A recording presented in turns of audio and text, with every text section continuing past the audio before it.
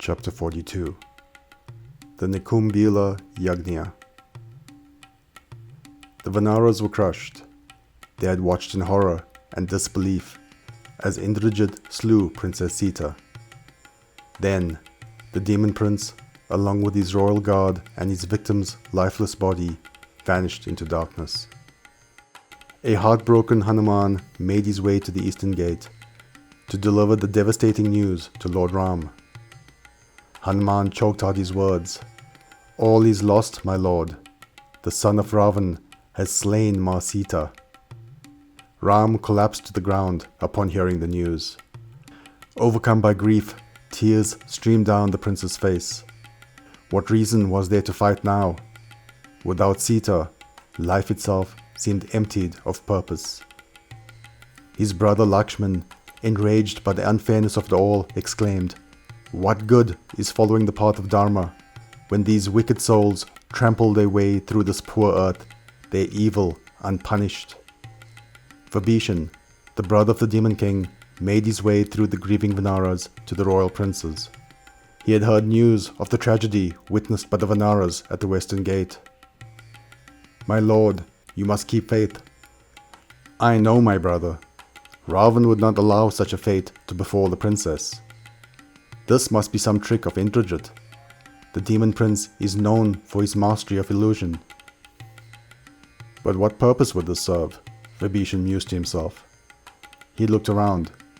As the news of Sita's death spread among the troops, a wave of despair descended upon the battleground. All desire to fight on was lost. Suddenly, realization dawned on him. This is a distraction.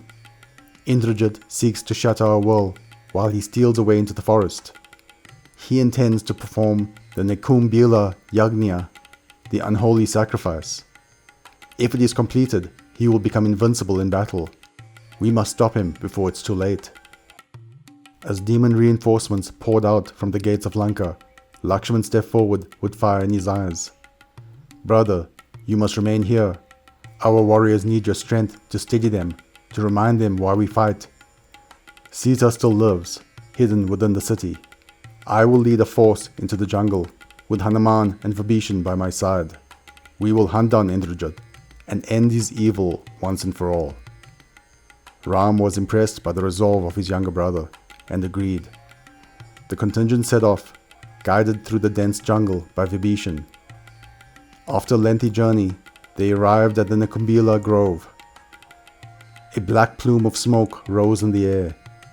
There, under a banyan tree, sat Indrajit, surrounded by his royal guard, as the earth trembled with chanting and fire. Indrajit had already begun his dark ritual. Thank you for watching so far. I hope you enjoyed. If you did, please hit the like button. If you're new here, please subscribe. This will ensure that more people can find this resource. Click the notification button so that you can be the first to know about new uploads.